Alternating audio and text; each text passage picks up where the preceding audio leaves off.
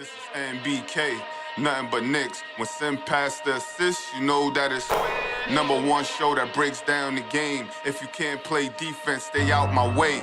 Dribble the ball, come down the lane. 5 seconds on the shot clock, who gon' win us the game? You wanna hear Nick updates and trade rumors? Postgame reviews, this the place you tune in. So tell a friend just to keep the ball moving. Like the page if you feeling the movement. Every game we coming to win. Give us a sub like a player that came off the bench. This is NBK, nothing but Knicks.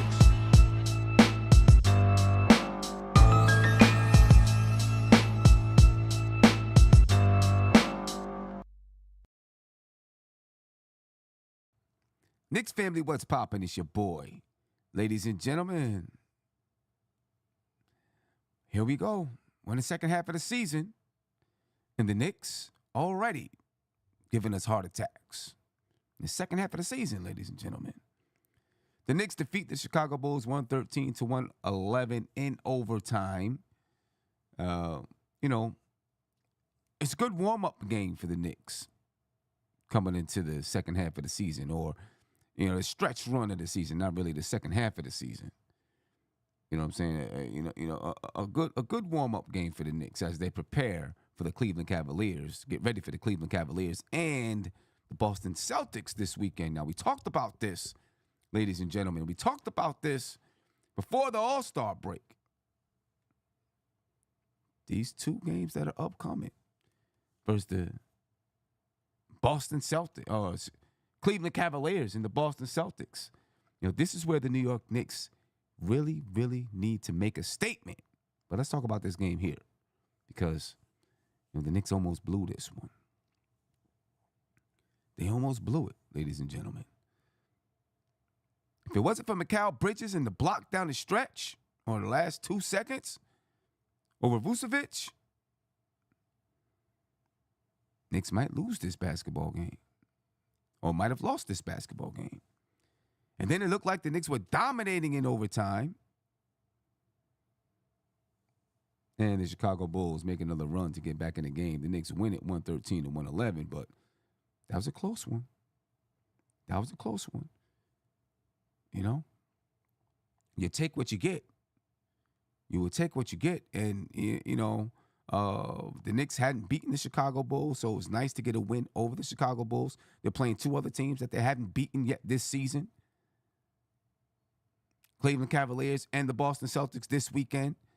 So it was nice to kick it off with a win over the Bulls, a team that the Knicks hadn't beaten yet. Nice to kick it off. Injuries abound for the New York Knicks.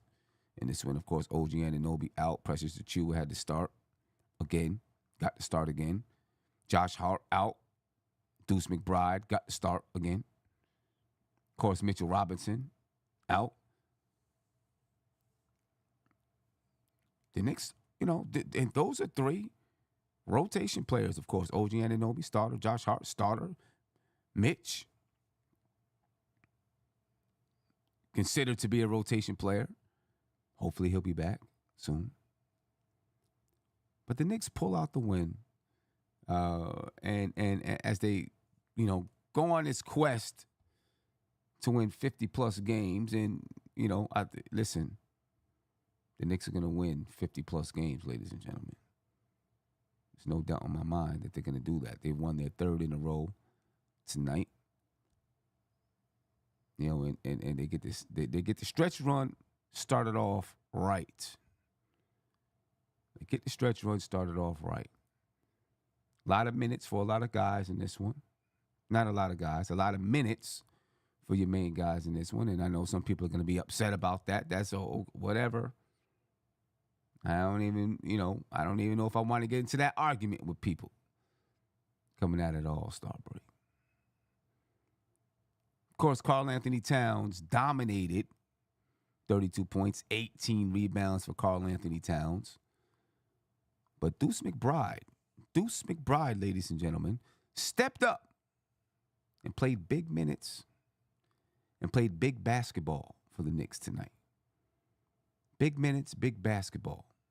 23 points, 6 rebounds for Deuce.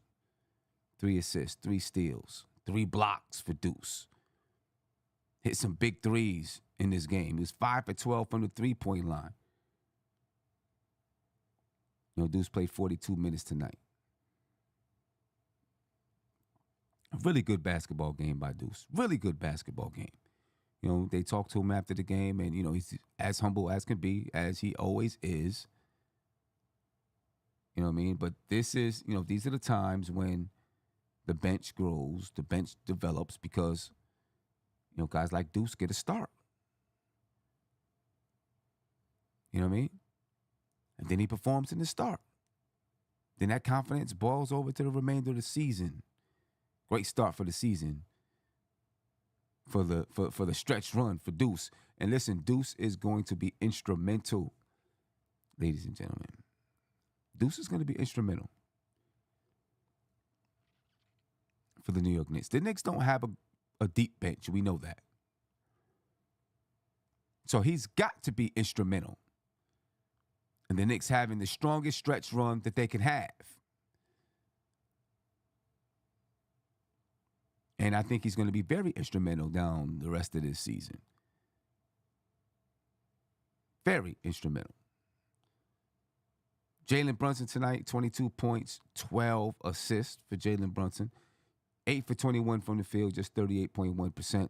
He didn't force too much down the stretch. A couple of shots here and there. He hit some clutch buckets too.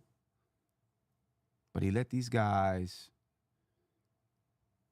the guys that were hot, he let those guys handle their business. You know what I mean? Let them handle their business. 11 points, 9 rebounds for Precious Achiuwa. Mikal Bridges, 13 points, 10 rebounds, 5 assists, 1 big block down the stretch of the game to make sure the game went in overtime and Vucevic didn't finish. I mean, Vucevic had Mikal Bridges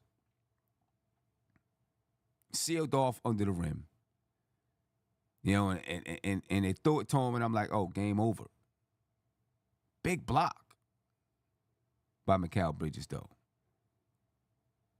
Right? Big block. The Knicks don't win this game if it's not for that block. You know what I mean? They don't win this game if it's not for that block. Big block for Mikal Bridges. Not a lot of points, but he got it done on the defensive side when the Knicks needed for him to get it done on the defensive side. Landry, he had 7 points tonight, played 17 minutes. Campaign, 3 points, played 17 minutes. And Ariel Huck-Porty gave some good minutes tonight. Just 2 points, but he had 5 rebounds. Good minutes from Huck-Porty. Very good minutes from Huck-Porty. And the more that he plays, Dalen Wright got 30 seconds. Right? Tom Thibodeau used them, down the stretch and in overtime to, play some defense. Right? To play some defense. And we'll see if this is the start of him, garnering more playing time as the Knicks go down the stretch of the season. They need more defenders. He's a good wing defender, 6'5", 6'6", can play defense. Experienced NBA guy. So Tom Thibodeau may, try to find some minutes for Dalen Wright. This might just be the start, and maybe he expands the bench just a little bit because of his defensive acumen. King said he only played because he only played 30 seconds, bro. I get that. You know what I'm saying? But he only played 30 seconds, so, we'll see. It could be the start of him playing. It could be the start. Could be the start. We'll see where it goes from here. So I'm not going to just, discount those minutes only, just because Hart wasn't here. I'm going to give Tibbs the benefit of the doubt and say, maybe he's looking to put this guy in the lineup at some point. Dalen Wright, what did he do? He didn't do much. it was used for defensive purposes. He didn't get a chance to do much. The ball went elsewhere.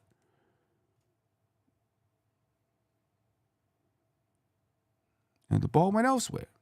But, maybe it's a start. You know what I mean? He used them. And we'll see how much, Dylan Wright gets used throughout the remainder of the season, if at all. For the Bulls tonight, ladies and gentlemen, they were led in scoring by Josh Giddey.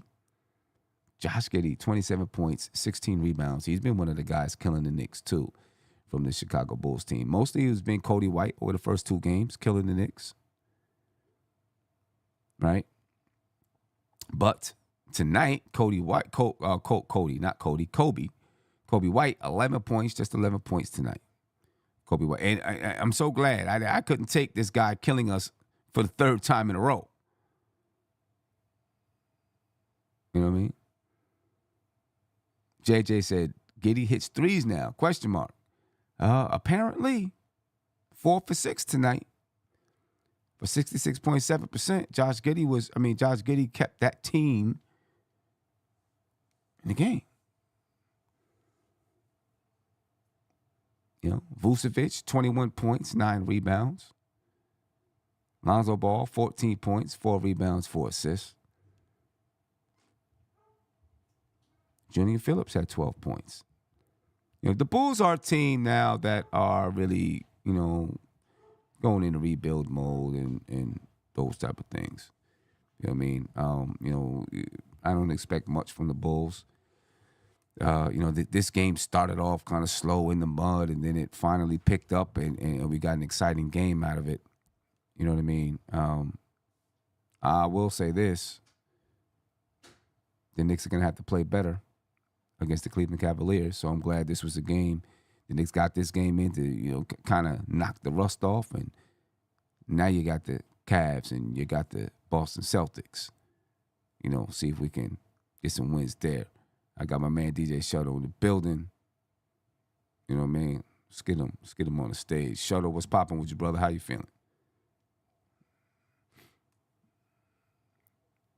To be, but I feel good, man. When you got these many players out, sometimes a win is a win, and and you got to focus on the bright side, I dig it. Yeah.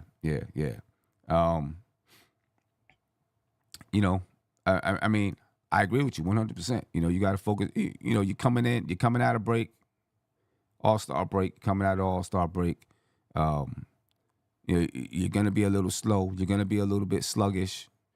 You know what I mean? It's a good tune-up game for the Knicks, right? Great tune-up game for the Knicks. Good, contributions all over the board for the Knicks tonight, especially Deuce. I love Deuce's contribution tonight. How instrumental do you think Deuce is going to be coming down the stretch of this season? Yeah, I heard you mentioning that before I jumped in. I think he's going to be just as instrumental as he's been all season. I mean, he's absolutely a glue guy. He's absolutely a crucial guy to the team.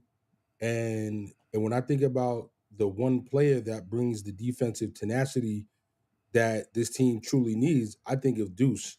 And when I look at the games that he was out, that was the time when the team played the worst the entire season. Right. And for me, that's representative of the type of player that he is and what his value is to the team. He's going to get his minutes. I'm not worried about that. And whether he scores or not, he makes an impact on the game, something that Thibodeau always says. So Yeah. I think he'll be critical throughout the rest of the season. Man, I think he's going to be a key to this team throughout the remainder of the season. Like, a real key, because he's the one guy that's been able to light it up off the bench. You know what I'm saying? If Deuce can come in and light it up and give you 13 or 14 points per game down the stretch of this season, I think it's just massively great for the Knicks. You know what I'm saying? To get that consistent bench production, if Deuce can do it. Yeah, they're getting him. It's like now it seems like they're actually running plays to get him open for those those catch and shoot threes, Mm-hmm. and he's making his fair shot of fair percentage of those. So I'm liking how, and this is, to me, this goes back to a lot of the feedback people have said. Kolick should be playing more, Porter should be playing more, but you know what? Deuce was brought along kind of slowly. Not that he didn't get any minutes early in his, first year or two, but he didn't get a lot of minutes. He had a lot of G League. He was up and down, back and forth. But you know what? Yo, in the old saying of trust the process, man, like, yo, trust the process with this Knicks team, coaching staff to develop the players and get them to where they need to be. I mean, if he was a guy that should have been getting 30, 40 minutes a game, he would have been doing that out the gate. So Mm-hmm. some guys need time to develop, and you got to respect it. And he's proven now, like, the belief in the coaches that we should really have as fans right now. Yeah, yeah. I mean, he's the proof in the pudding. Deuce, he's the proof in the pudding. You know what I'm saying? The Knicks raised him. He's you see what he's doing now, and if you needed any reason to be patient with the development of our kids, Deuce is the poster boy for it. And to be patient with the coaching staff and the development and how they develop players. Right. And when they tell you he's going to sit, he's not going to play. And when they tell you, we're going to get rid of this guy, this goes all the way back to Cam Reddish and getting rid of him. Right. Like, quickly developed. He did well. Listen, you're not going to be 100%. You're going to miss on some guys. Some guys are going to be great. Some guys are not. The ones that are not great, at least I give the management some credit for saying, you know what, we got to get rid of this guy, and they get rid of him. They brought Cam in and said, yeah, it's not working. They got rid of him. Right, without hesitation. You know what I'm saying? It's just business. All right, it's not working. We're not gonna waste any time trying to force it to work.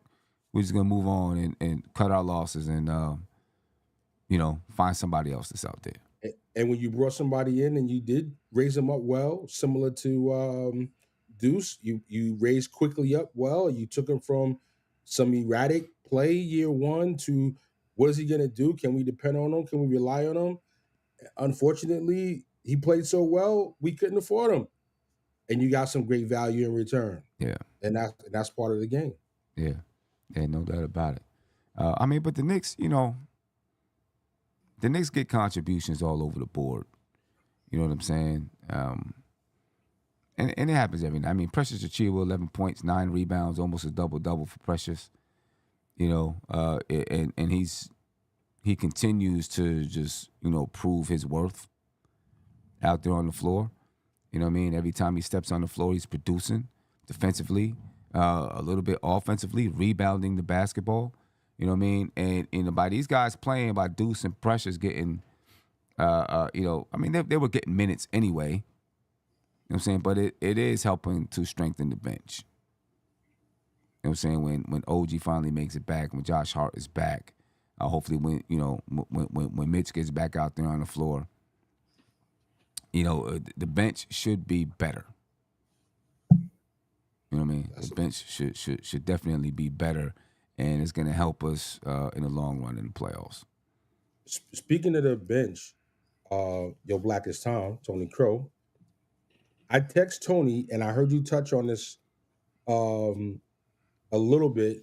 Not sure if you were planning to expand on it more, but when there were 22 seconds left and the coach sat Brunson and sat Towns for the defensive matchups and put in a new guy to the team, DeLon Wright, I mean, like, is this not what you were asking for? It's exactly, New York Knicks fans? Exactly what you're asking for. Is this not what you were asking for the coach to recognize situations and not just leave players out there and for it to just be what it is?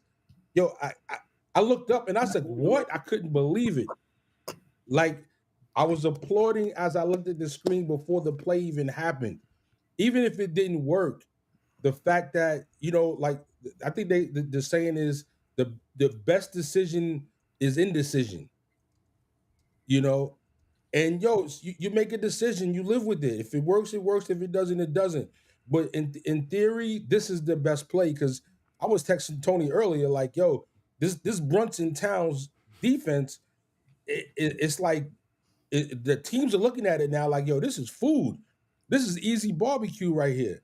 And the coach, he took both of them out. And you know, So sometimes it takes having a break, right? To be able to take a look at everything that's going on, you know, talk with your coaching staff, look at everything that's happened over the last however many months, you know what I'm saying, to say, okay, how are we going to proceed down the stretch of this season? You know what I'm saying? We know this guy can do this guy can do that, this guy's bad defensively, this guy's just mediocre defensively. You know what I'm saying? Like you get a chance to kind of assess it all because you have a break in play, you know, and then now come back out. It's hard to do it when you're playing every night or every other night. You know what I'm saying? Because, you know, you still have regular life too. You know what I mean? So, you know, you play the games and you want to go home and be with your family the next day. Instead of, you know, you might want to, you know, you spending time with some family. You might not get time to, you know, chop it up with the coaches or have a coaches meeting. You know what I'm saying? Because you got to get right to practice. Or maybe you're traveling. I mean, all kinds of things go on.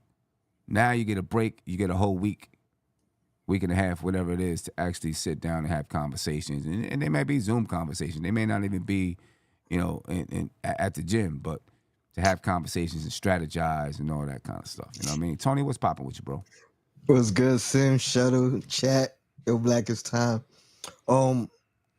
This is probably the 5th time that I've noticed that Tibbs has taken Brunson out for a defensive substitution. Yeah, he's done it. In a late game situation. So kudos to that.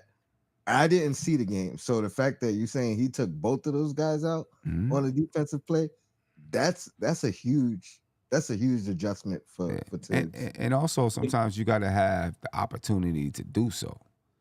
Right? There's a stoppage in play. Okay, here's my opportunity. I can get these two guys in and take these two guys out. You may not always have that opportunity to do it. That's true. And Tony, just to give you the 100% lay of the land, it's tied. It's a tie game. 22 seconds on the clock, and Chicago has the ball coming out of the timeout. And the other part of that, you taking a risk because if you don't have the timeout, you may not have the opportunity to bring them guys back in. They did have timeouts. They did have timeouts. I'm just saying in general, like so that's part of the decision making when you go ahead and make that move. You know, all right, I got a timeout. I know I could bring these guys back in on the offensive side. You know what I mean? And so if you don't have that timeout, you may not be willing to do that. Too big of a risk. I do want to add something that you guys just talked about with you know, Deuce and his development and you know, you mentioned Cam Reddish. Another kudos to this organization is when they do move on from these players, they put them in good situations. That's you true. know what I mean? They don't let them linger on the team and knowing that they're not going to be a part of it. You know what I mean? We seen once Obi said he went out, let's get him out of here. Put him in a good spot though. You know what I mean? For him, theoretically. You know what I mean? Sims, the writing was on the wall with him. All right, let's move him to an organization that could utilize him and maybe get the best out of him. So I think that's important too. You know what I mean? Because now when other guys are thinking about coming here, they know, all right, well, if it don't work, they're gonna put me in the right spot moving forward. You know what I mean? So now I'll be more inclined to take a chance and come play over here and see if I could fit. Yeah. So that's important too. That's important. That's important. And you know, we're gonna get some haters, right? Escape Artist said last second adjustment doesn't all of a sudden mean Tibbs is a solid in-game adjustment manager. We recognize in progress. Right. That's it. That's it. You know what I'm saying? That's it. And what we just talked about, just agrees with you that he's not the end game manager. That you're saying. We just said, you get a break, you get a chance to assess. However many games you played, and then you come up with your strategy moving forward, and how you get, and that's going to happen with every team. You know what I'm saying? It doesn't. The adjustment doesn't always have to be, that it's in game. They may have just came to an agreement as a coaching staff. This is what we're going to do. So it's not even really an adjustment. It's just a strategy. You know what I'm saying? But that's what you do. I like that. I like that it happened, and I'm glad that it worked. And now it's like one of them things where when you run a play, whether it's in practice before a game or you run it one game, so now in the future when presented with the same scenario, it's a little less hesitancy. It's a little bit more instinctive to just jump to it and just do it and make it happen. So, I can't speak for you, Sim, but I know, I haven't coached in a number of years, but when I used to coach, man, I, the whole season was always geared towards the playoffs. Mm-hmm. And it was always Always. about trying different plays and opportunities. And all right, let's do the zone. Let's see who's good at the zone up top, who's better down low, and boxing one, and and then you figure out what works the best. So now when you get to the end of the season, you see what you can really implement and go harder on. Exactly. It's always that's the same way with me. You know what I'm saying? When you're going to be in the playoffs, you have the luxury of doing that. You know what I'm saying? You know what? We can experiment a little bit. We can try to figure out exactly what we're going to do when we get in the playoffs. Obviously, you're going to strategize against the team that you're playing against. You know what I'm saying? But everything is about getting your team ready for the playoff run. Everything. And vice versa. Real quick, when you're not in the playoffs, now you got all the time to experiment and figure some things out. And play the young guys and play the kids. Right. Or if you're a team right now. If you're a team that's kind of on the bubble, then your focus might just be, we got to win these games like they're playoff games. You know what I'm saying? So we got to inch out every single win to make sure we get into the playoffs. You know what I mean? And it's always going to be different strategies with the way that how you approach your team. And that's what Chicago is actually at tonight. To be honest, I'm like, damn, these guys are playing real hard. Right. But speaking of experimenting, and to push back on my man Half Full, who just made that last comment you shared, what about Huck Porty and Towns playing minutes together today? Yeah. For one, Huck Porty's on the court. For one, there we go, old head. I'm with you. I got you. For one, we got Huck Porty's getting minutes. Two, if nothing else, this is the precursor to the Mitch Towns Twin Towers. Right. And when you experimented with Huck Porty, I don't want to say he's Mitch, but let's just call him Mitch Light for argument's sake right now. Yeah. And now you are a little bit prepared as a team where you have the Twin Towers out there on the court. So when Mitch does come into play, it won't be like they're doing something for the first time. Right. So I don't know, Half Full. If you see that as strategy, because like Sim was just saying, like some strategies you're implementing to win games, some strategies you're implementing for the long term.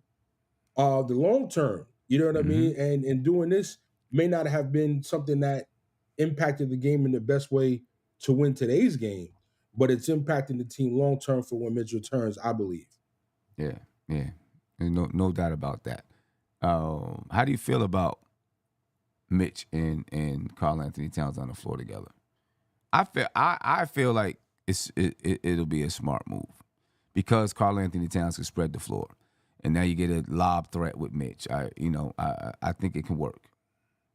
I think it could work. And if it was the beginning of the season and they had preseason and camp and trying to work it out and yada, yada, I would probably feel a little more confident. But with Mitch coming back, having not played the entire season, with the injury, with the surgery, with all those things coming back, just him getting into game shape and getting timing and rhythm, which really aren't his strong points already.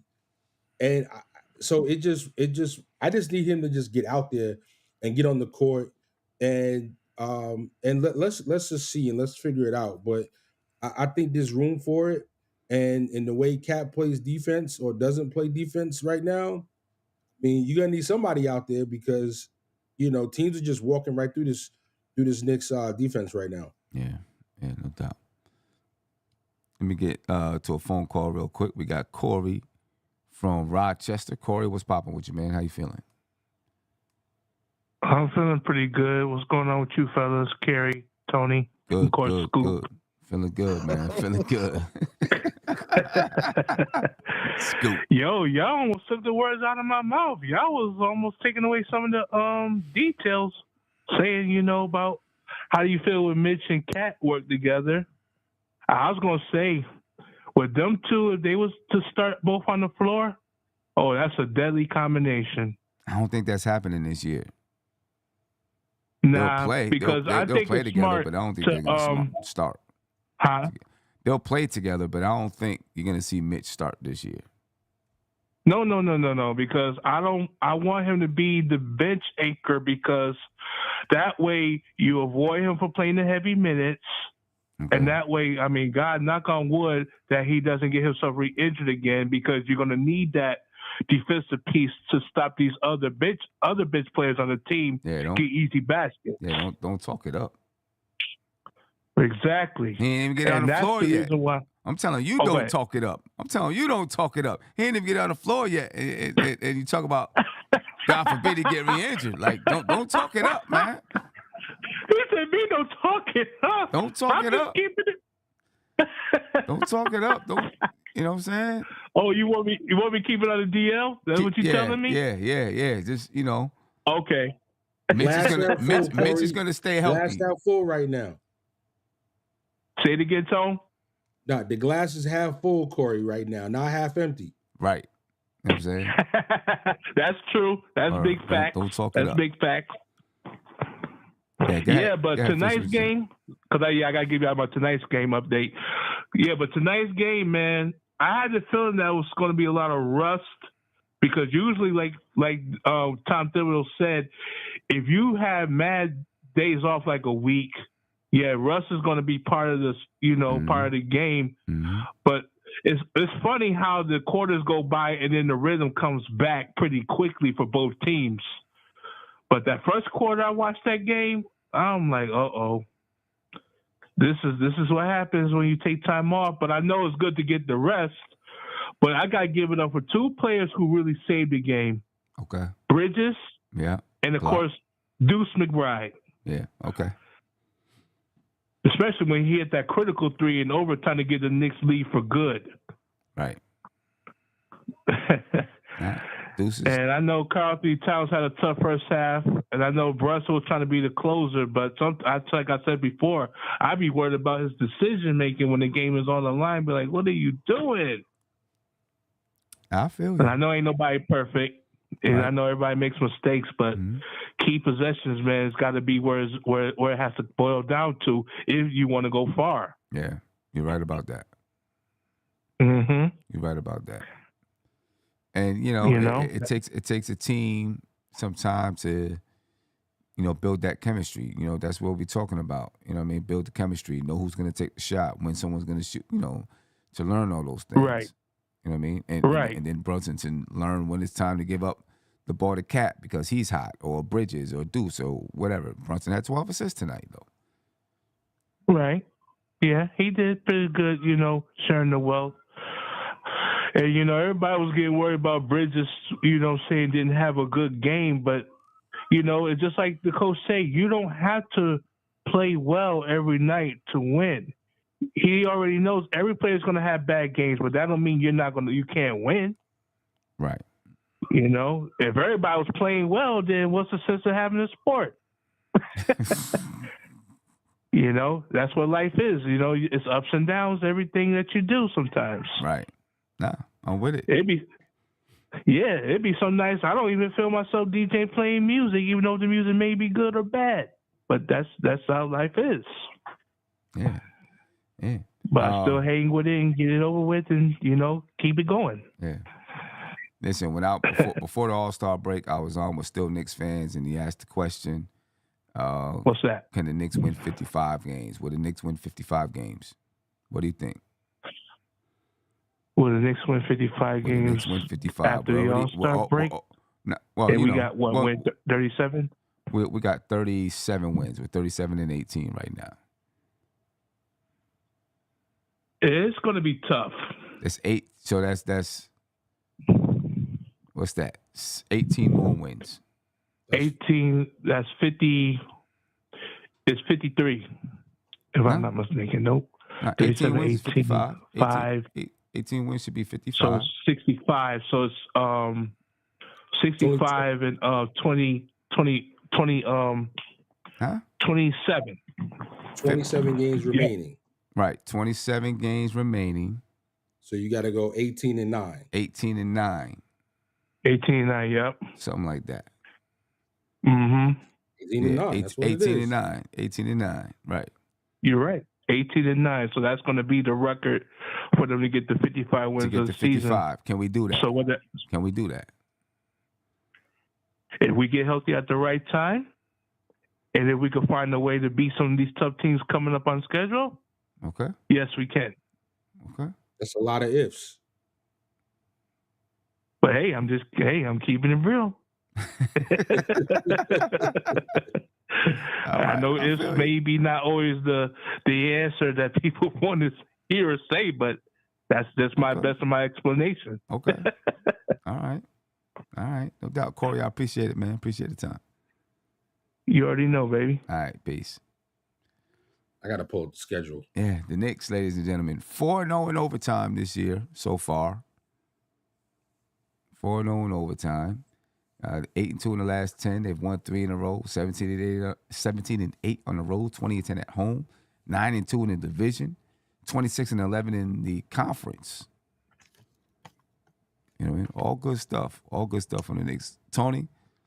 Yeah, man. The Knicks winning 55 games? Oh, yeah. Yeah. I mean, I know it's plus 50. You know what I mean?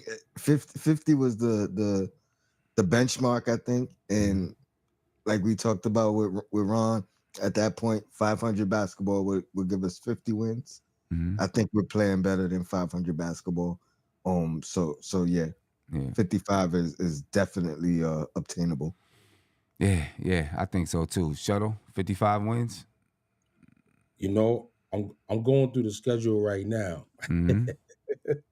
and I'm doing my best to predict some wins and some losses here and be objective, right? Yeah, I mean, I don't want to just throw it out there. 1, 2, 3, 4, 5. I'm gonna say just missing it. I'm gonna say they're gonna just miss it. 54. 54, maybe 53. Okay. I mean, there's things that it's crazy because you look at where we are and the record, and you know what I mean, you compare it to where we are as a team in the history books. You know what I mean? We talk about 50 years and things of that nature that we haven't seen a Knicks team produce the way they're producing. And there's still so many kinks tying out. You know what I mean? We still haven't seen Mitch. We still got to get OG back and reacclimated. You know what I mean? Like it's still so much room for growth. You know what I mean? So that's like the most exciting part for me. You know what I mean? 55, 50, whatever the win total is. It's so much room for growth. Even by the end of the year, we're not going to be at our, you know what I mean? We're still projected to be better next year moving forward. Right. So it's like, it's a beautiful thing, man. So now it's really about just how, like Tip says, you know what I mean? Improve every day. You know what I mean? Improve every day. We're not going to get to the peak of who we are this year, but just keep inching there. Yeah, Tonight we did it with defense. You know what I mean?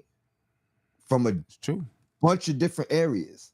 And that's one of the biggest areas that we can improve as a team defensively. So, and I think sky's the limit. Yeah, no doubt. The Knicks, ladies and gentlemen, beat the Bulls 113-111.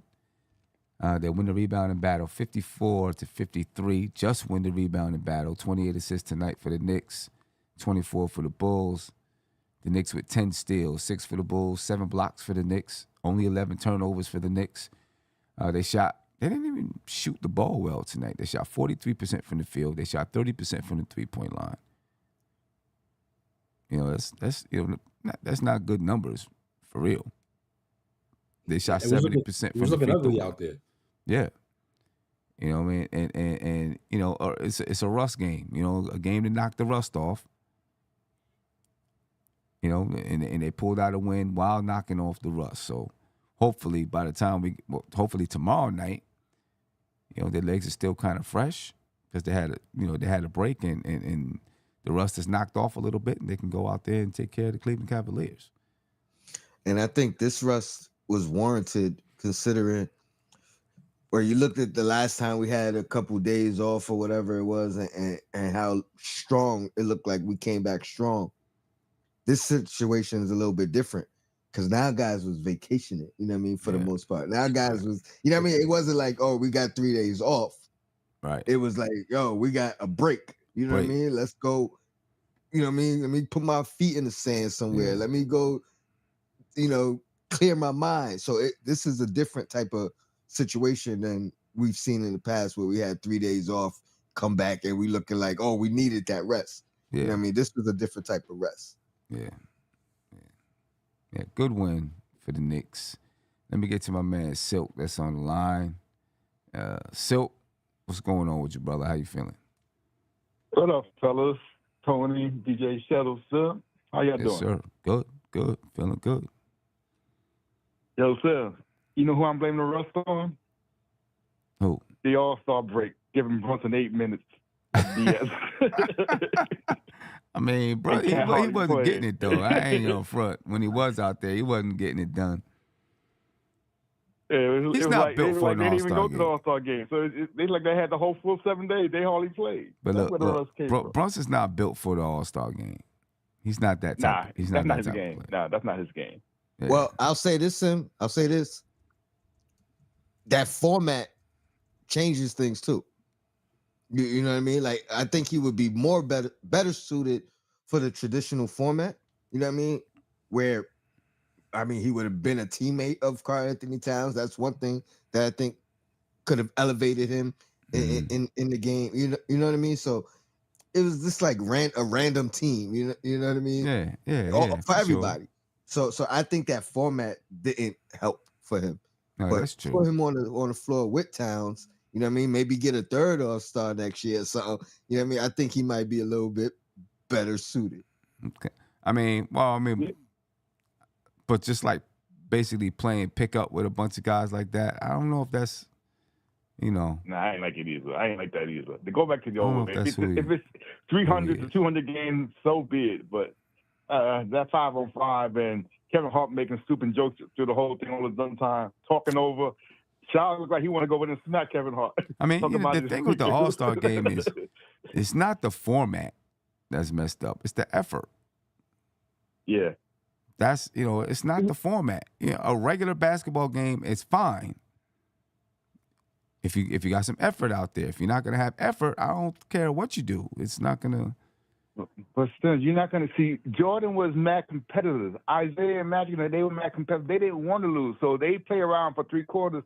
In the fourth, they said, "Nah, I ain't losing." These guys are like, "I'm on vacation. I ain't trying that hard." But there's no incentive with the All-Star game though. Back then it was like self-motivation. You know what I'm saying? We're playing in the game. We want to go out here and we want to win it. You still you're not going to play as hard, and you're going to be a little careful because it's an All-Star game, but you're going to put the effort out there. Now, you don't have the same, everyone is very conscious of getting injured. The effort's not there. I think they should just do away with it. I think they should just do away with it. I want to hit your guys on and put the in season. And Sam, I went back at the last show we talked. I took out my eraser and I took the A out of Huckaporty's name, so he's Huck. Thank you, Huck. I correct myself. There we go. There we go. But I think they should just do away with the All-Star game. Do away with the All-Star game, and put the in-season tournament championship in that spot. And then just name the players as all-stars. You know, the way they do All-NBA, just name your all-stars, let them come out, say hi to everybody, and then play the in-season tournament championship game, and then let everybody go on vacation and let the teams that played in the in-season tournament, the teams that played in the championship, maybe they get an extra 2 days or something like that. You know what I mean? I think it should go that way. Just do away with the All-Star team. Sim, I gotta say, if we're gonna try one more year, do USA versus the world. I think that would be very, very intriguing. Mm-hmm. You get some USA players that would want to do it to represent and show that USA still got it on lock. And you're gonna have the world players, with their pride to say, they're gonna compete. They're gonna compete on both sides. The world side is gonna want to lose. The USA is not gonna want to lose and not have the bragging rights and you know what I mean, have to deal with Luka and Giannis and all these guys, talking trash. I think that would make it a little bit more competitive. The only thing about it is, I guess they would just have to iron out the details of who's getting picked and what kind of accolades that actually counts for. It's not going to be like a traditional All-Star game, and you pick it, you do some type of like quality control check with the players. Like, we want players that are going to be that's going to be pretty competitive. Are you willing to be competitive in this game or not? And if not, it's cool. Like we ain't gonna feel no type of way, and you can sit home this weekend, and we won't need you, and you won't be able to be here to be an ambassador for the game, and and all these type of things, and it'd just be something different. You could do like Sim said, do the All-Star voting. They can come, they can wave, they can kiss the babies, do some photo ops, but the game would be USA versus the world. And I also heard talk of a possible following in the steps of the ladies and doing a one-on-one challenge. A lot of guys said they will be with that, but people say things when the cameras is on, right? Because they don't want to look soft, right? But yeah, man, it's time for a new breed. And it's time to to move on from the LeBrons and the KDs and some of the energy that we've had that's made it to where it is now, and we need to move on to the more competitive players like the Anthony Edwards types, and get these guys in position to represent this game for the people. Yeah, no doubt. So, yeah. Can I hit you with one question before I go? Yes, sir. Put this for food of thought. Since we got some guys with chronic kind of leg things with heart and sometimes cat, on our double games that's coming up, would your guys have a problem on sitting them against the weaker team with the double, even if it costs us going from 3 to 4? Because we're not going no higher than 2. We're going to be structured between 2 and 3. And my guy was arguing about this, saying, if we actually drop to 4, we might have a tougher first round like Milwaukee, but we don't have to see Boston to the last round. I know we don't like to dodge the smoke, but this way we help on our guys who are kind of hurt, with kind of injured or aggravating things with the knees. We give them the rest on the doubles. And if we do happen to drop to 4, we don't have to mess with the one team that seems they got a number right now to the last round. Yeah. You still got to play you still would have to play Cleveland if you advance to the second. I'm not scared of Cleveland. With Mitch back, I'm not scared of Cleveland. I'm not. Because we got the 2 bigs against their 2 bigs, and Cass are better outside shooters than Mobley. I'm not scared of Cleveland with Mitch back if he stay healthy. Boston is a different thing because Mitch may have trouble guarding him them 3-point shooters out there. And it seems like they revving up their 3-point shots now at the end of the season. They're trying to get hot again. So. I don't know. I'm not trying to drop in the standings to try to play this team or play that team. I just want to win. Just win and let the chips fall where they may. You know what I'm saying? Just win. But we still winning, but we resting our plays on these double-doubles, all these double-doubles we got. Back-to-backs. I know we want to get to 55 wins, but I want Hart leg to be all right. I want Cat this inflammation, sometimes his jumper thing he got to be all right by the playoffs. And when all these double-doubles come up, just sit them on the weakest game out of the double-double, and play them all on the toughest game out of the double-double. I don't know.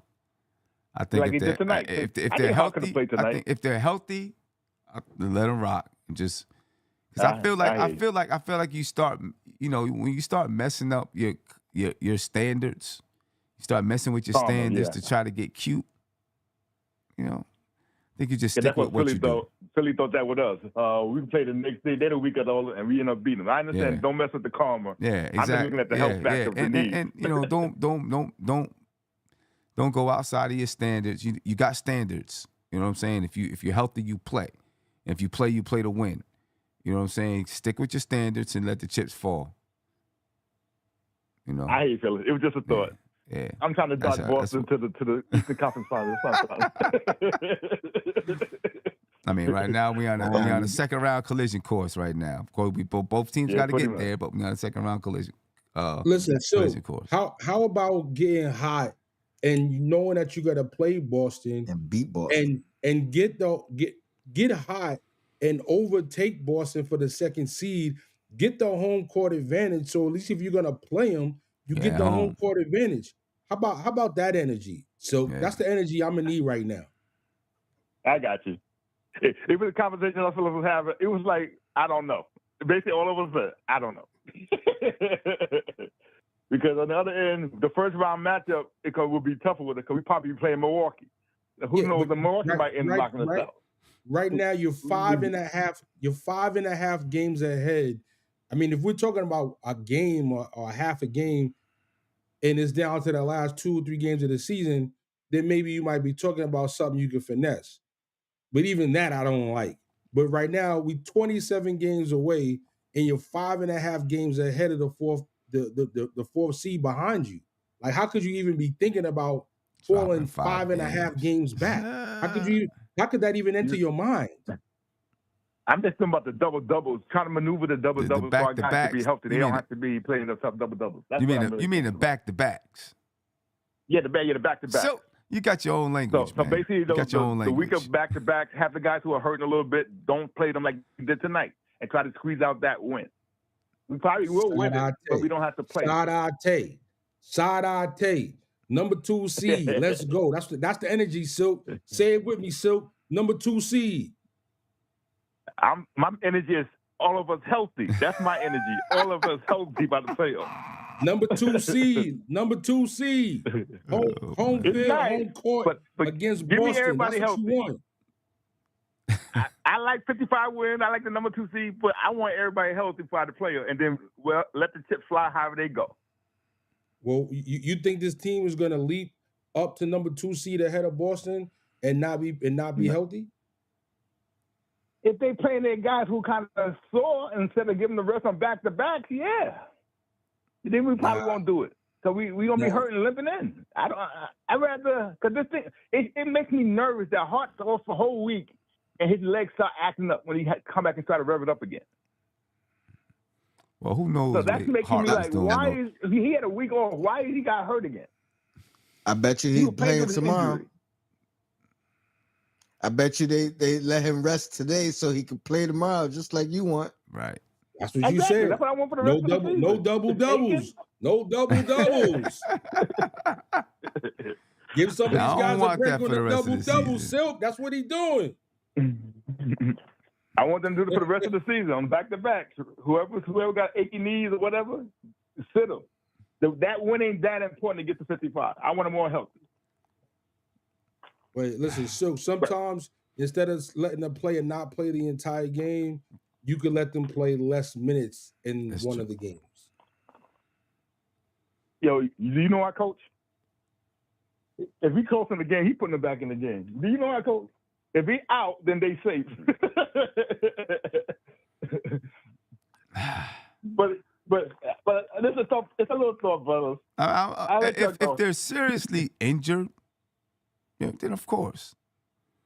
You know what I'm saying? They all got. They said the hard thing is basically if they wrap it or tighten it up, he could play on it, and he gonna have to get surgery at the end of the year. But I'd rather forego that.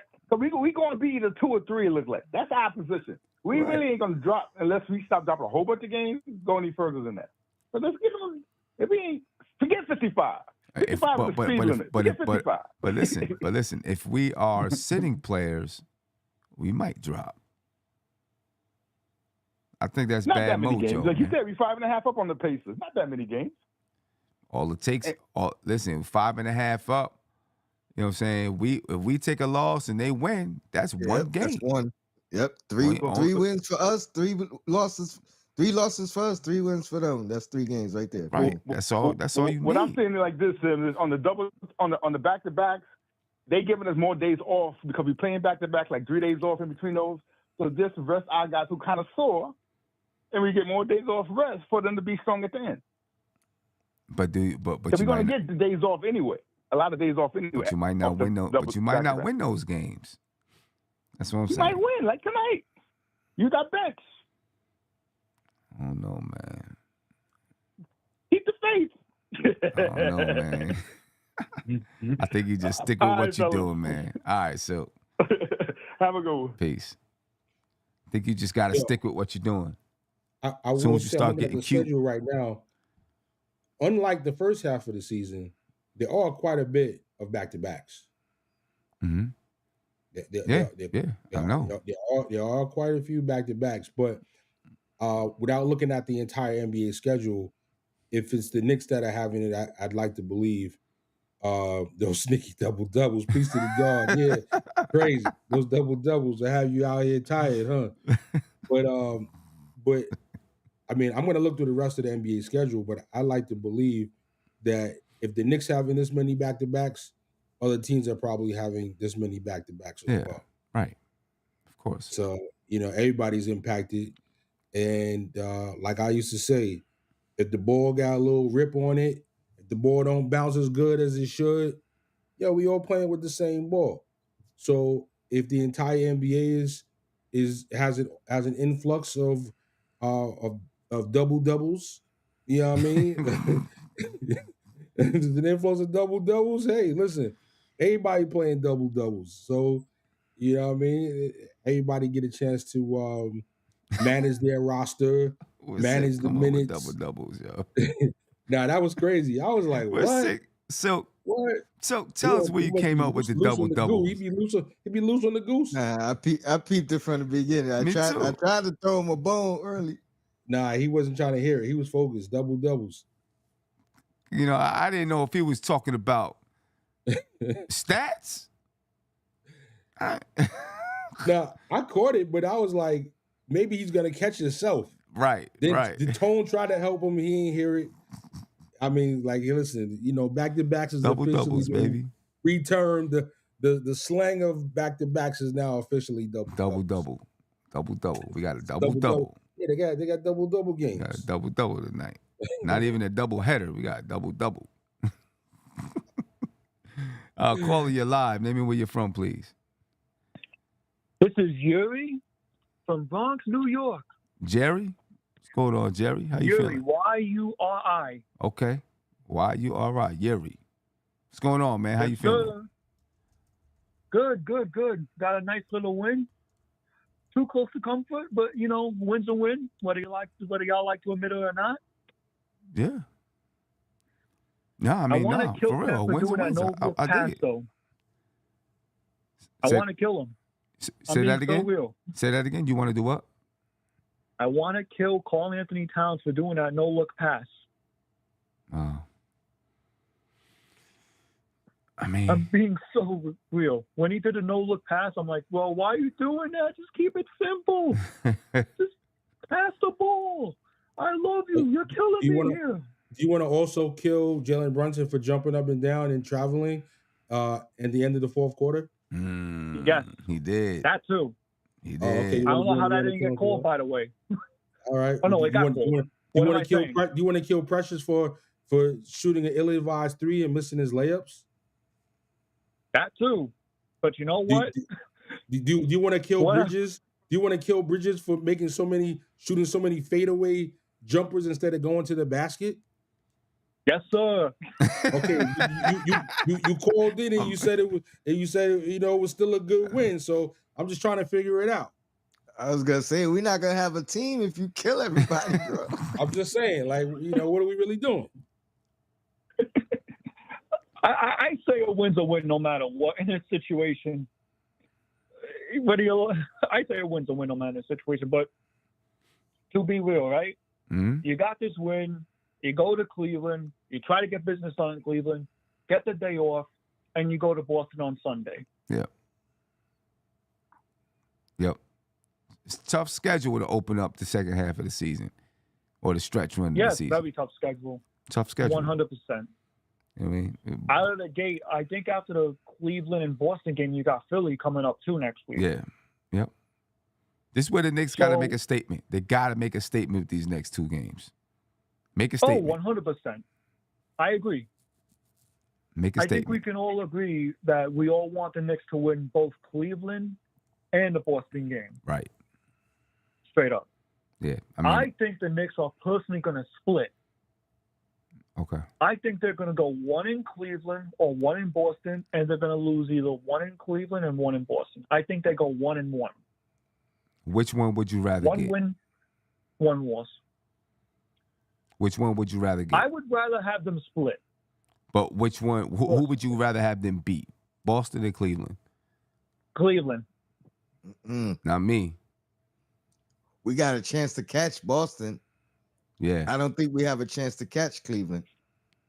I would go with Boston. I would want that Boston win. We got a chance to catch them, and the likelihood is that we're going to play them in the playoffs. I think we need to send a message to ourselves and to them that we can beat them. For sure. I respect that. But the way I've seen this Knicks team play, though, against Boston has me saying split. Because the first game on opening night, you got blown out by 30. Right. The second game, you got blown out by 30 again. That's why And we all know Boston is not playing around this season. They're going to try to repeat. Right. That's why I want to beat them. That's why I want to beat them. Because we're going to play them in the playoffs, I think. I think we're on a collision course to play them in the playoffs. I want to prove that we can beat them. Fair enough. Yeah, I want to prove that we can beat them. And just for the record, you said that Boston's not playing around this season. They're only 2.5 games ahead of the Knicks. And we're 55 games in, excuse me. We're 55 games in, correct me if I'm wrong on that? Yeah, we're 55 games in and only 2.5 behind Boston. So the win against Boston to be critical. Just from the standings perspective, like Sim said, you're on a collision course to face them, most likely in the second round. And in an ideal world, you want to get that second seed. You want to overtake Boston, get the home court advantage. That's what I would think, despite the 2 lashes that they put on the team. At the end of the day, you're 2.5 back, and you're in a position to beat them when it counts the most right now, coming up this weekend. And use this as a leapfrog to get that second seed, man. Listen, we gotta keep this second seed energy right now. Yeah, that's what I'm locked in. Second seed energy, and then not to mention they're in the same division as us. Cleveland's in another division. So getting a win over Boston, we get a division win. We get a division win. We knock them down in the standings some. Well, we close the gap between us and them. So, yeah, there's a lot. That's a big game. That's a bigger game than the Cleveland game. I agree. Yeah. I'm still standing by it, with the split, because I've seen this team fight, and I've seen this team, build their own identity. Now, I want to ask y'all a question. Yeah. The talk, we've all seen Stephen A. Smith, right, talk about the Knicks. Right. I even hate entertaining this conversation. What do y'all think about the Knicks' quote-unquote identity this year? Do y'all think they're pure offense? Or do y'all think that they have shown case that they can go back to being a defensive team that we've known them for last year? I don't know if they can go back to that defensive team as of last year. I don't know if we have the same personnel to go back there. Yeah, I think that the whole conversation about the identity of the team is because you've associated Tom Thibodeau as such a defensive coach before coming to the Knicks, with the Knicks overachieving by playing great defense on teams that, had records that were better than they should have had the first couple of years he was here, because the offense was actually, to be quite honest with you, the offense was kind of trash. The players, It was. The players just, they couldn't throw water in the ocean, as my old high school coach told me one day, when I was putting up too many bricks on game. So, now that you've developed a trust on the defensive end, and in this particular season, it's not it. And the team is playing to the strengths of what they have, which is the offense. OG's been good, in spurts. Deuce has been good off the bench, but Towns is the king of the Matador D. Brunson's not a good defensive player. Hart's okay, but he's undersized usually against a lot of teams. So, at the end of the day, you got no Mitch. Hopefully you get a healthy Mitch and you get a completely healthy team going into the playoffs. And then maybe at the end of the season and into the playoffs, you get the best defense of the season for the team. Right. This is what I think most of us that are really astute followers are anticipating happening. And if you look at all the teams that Tibbs has had here, whether Mitch was available or not, we always had a defensive center. This is the first year, you know what I mean, that, we love what Carl has been doing, but on the defensive end, this is the first year we haven't had a defensive center for the duration of a season. Right. You know what I mean? When Mitch went out, we had Hartenstein. When Mitch went out, we had Noels. You know what I mean? So we always had somebody that could anchor the defense at the center position, which to me is the first thing that Tibbs looks for. You know what I mean? Like, the first thing he wants to do is stop the paint, protect the paint. Then he's looking to protect the perimeter. So that's why I think our defense hasn't been what it's been in years past, because Mitch not being available, plus the backup, you know what I mean, or the center we had wasn't a defensive first center. Right. So I do think with Mitch coming back, it will improve. But at this point, 55 games in, you know what I mean, the defensive numbers by year end, like you said to me earlier, Shuttle, we're not going to get to the top 10. We don't have enough time. Right. Yeah, no, I don't see us getting to the top 10. Would be. I'm sorry. I see us getting to the top 13, at least. I think the key would be this. Not can we get into the top 10. I think the key is from now to the end of the season, are we a top 10 defense? Right? That's where we want to be. From now to the end of the season. I don't care if we get into the top 10, for and that's what our rating is for the season. But do we have a good rating from now to the end of the season? That's what I'm worried about. Now to the end of the season, you know what I'm saying? I don't care what it ends up being for the season, just now until we're done playing, be a top defensive team. And just to give an update and to get everybody current and present, defensive ranking is at 17th currently. And what were we before the game? Well, it was 20th the last I looked during the All-Star break.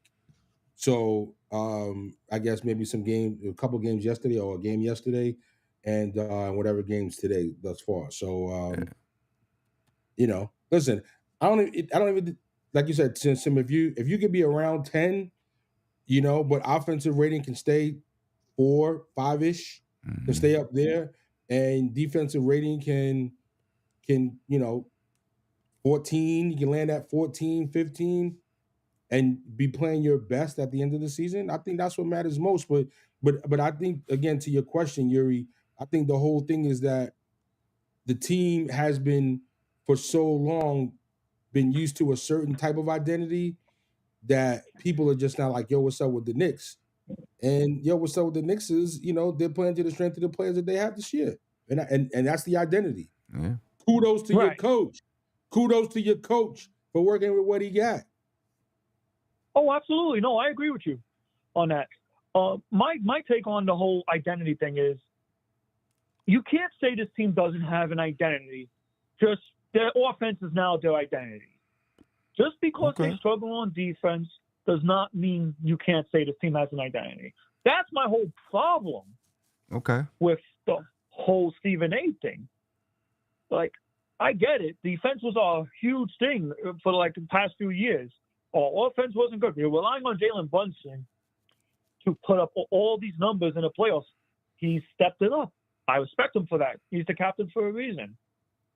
But as time goes on, I want at least this team, personally, my personal take is try to at least get into the 12th rating in defense by the end of the year.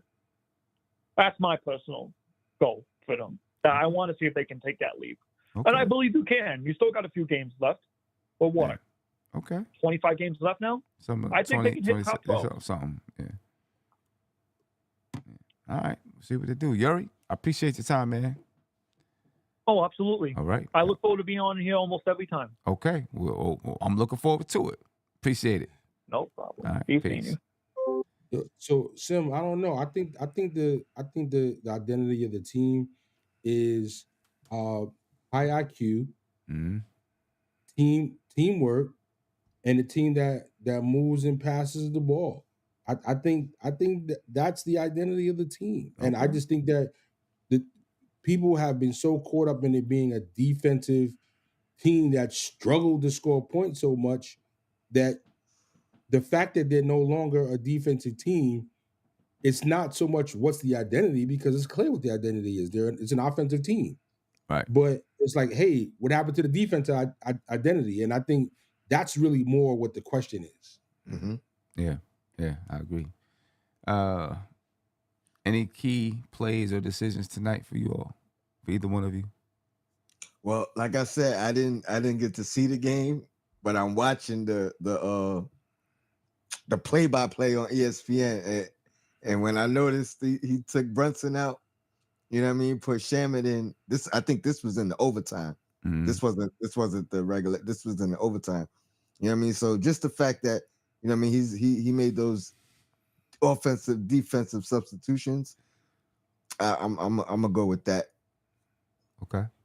I am watching the game right now though. I mean, I thought the key play, Sim, was, it's a tie ball game, and when it matters the most, your two MVP candidates are removed from the game with 22 seconds left, and you relied on the line right to come in and make a play.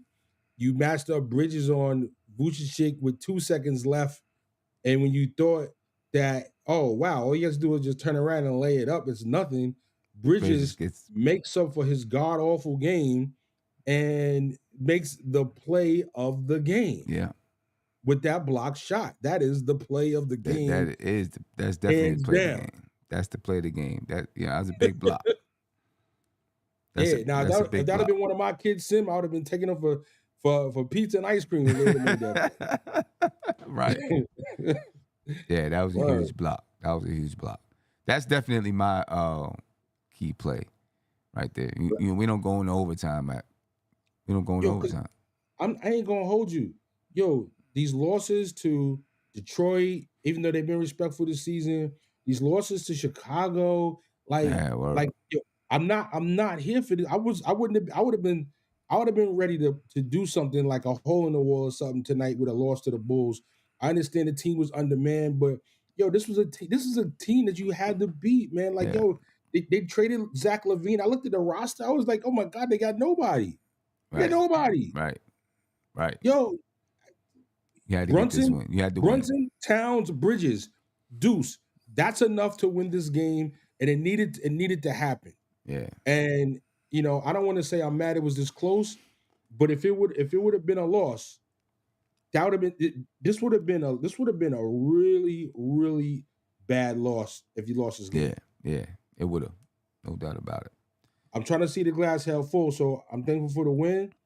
And we're gonna breathe, relax, release, get hard back, go to Cleveland, and and release the hope tomorrow. Let's go.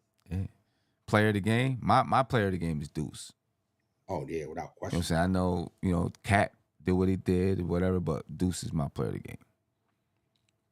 23 points, 3 blocks, and 3 steals. Yeah, he went to work tonight. I didn't even know he and Precious started. Like I said, I'm just watching, so. Yep. Yeah. Deuce, that's my guy. Silk said, "Hey Sim, my meaning of double is these multiple back-to-backs."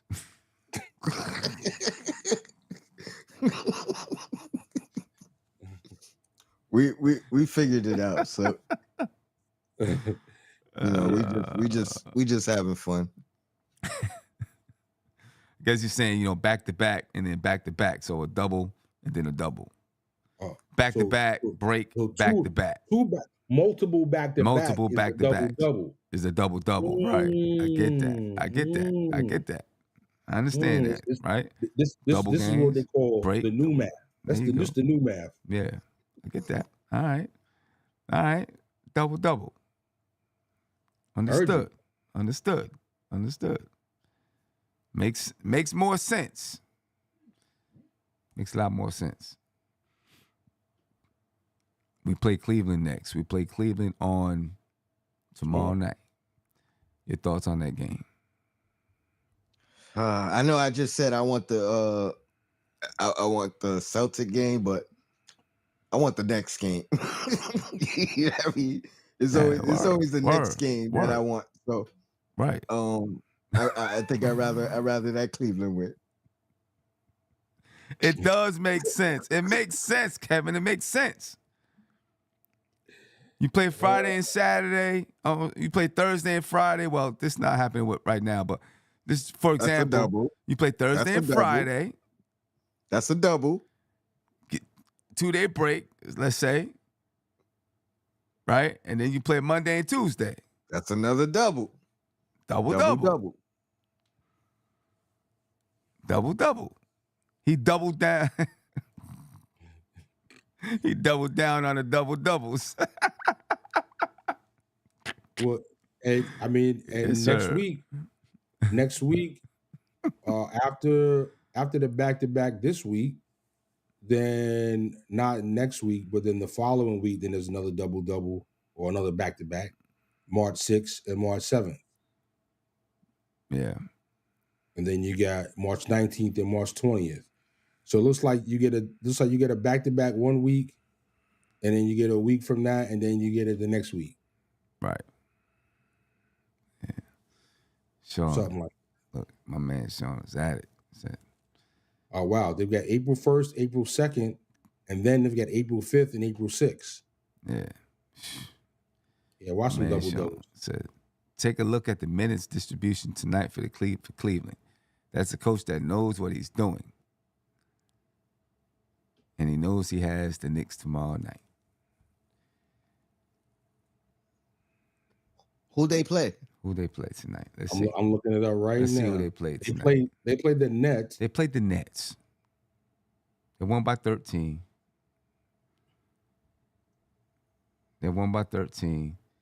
Let's see. The largest lead was 21. So I won't say a blowout, but you had room. You had room to play more players, right? They were losing at the half. Cleveland was? Yeah. 50 to 48 at the half. Mm-hmm. They won the third by 8, and they won the fourth by 7. So they kind of ran away with it at the end, versus, blowing out. But when you got a much better roster, you can more confidently play some other guys and give them some minutes because you've got an all-star in Mitchell, you got an all-star in Mobley. Garland was an all-star as well, right? Yeah. If that game would have been tighter and went to overtime, you'd see a different minutes distribution. That's what I think. Maybe not like the Knicks, but you see a different minutes distribution. Ain't no way Donovan Mitchell's playing 30 minutes every night. Sorry. Guarantee you he's playing 36 to 37. Evan Mobley's not playing 30 minutes every night. He's playing more than that. Mitchell averages 31.3 minutes per game. Okay.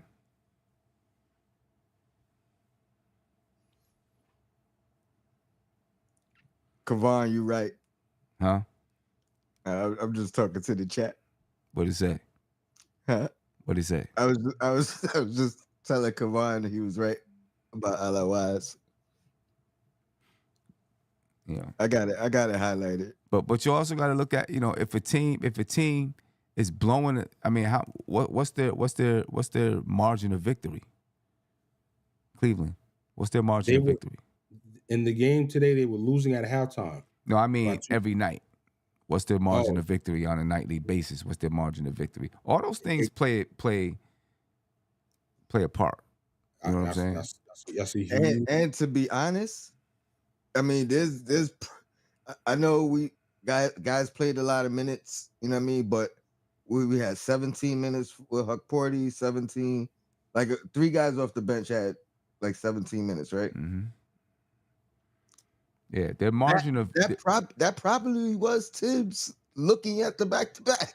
Yeah, I mean, their margin of victory is 10. Their net rating is 10. Right? So they're winning by double digits every night. You know what I mean? Because, they're a good basketball team. And it's not because they're playing their guys less minutes. It's because they have a good basketball team that can win by double digits and have big leads so they can play their guys less minutes.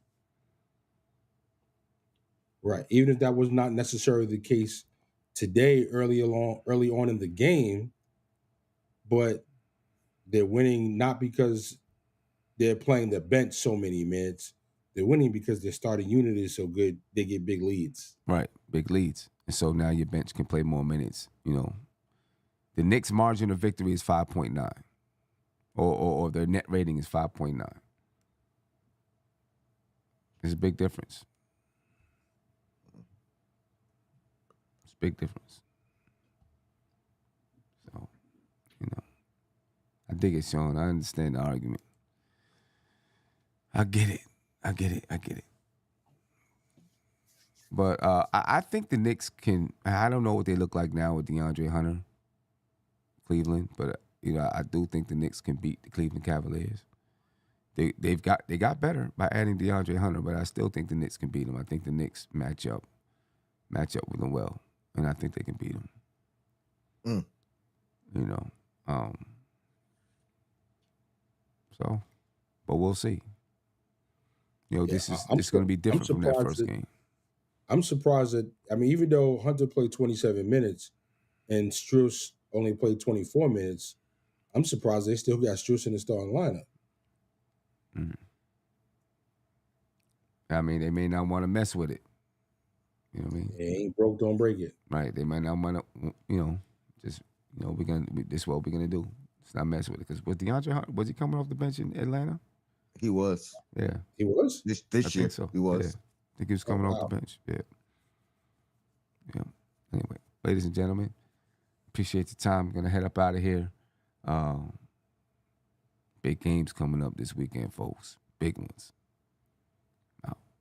Peace. This is NBK, nothing but Knicks. When Sim passed the assist, you know that it's #1 show that breaks down the game. If you can't play defense, stay out my way. Dribble the ball, come down the lane. 5 seconds on the shot clock, who gon' win us the game? You wanna hear Nick updates and trade rumors? Post-game reviews, this the place you tune in. So tell a friend just to keep the ball moving. Like the page if you feeling the movement. Every game we coming to win. Give us a sub like a player that came off the bench.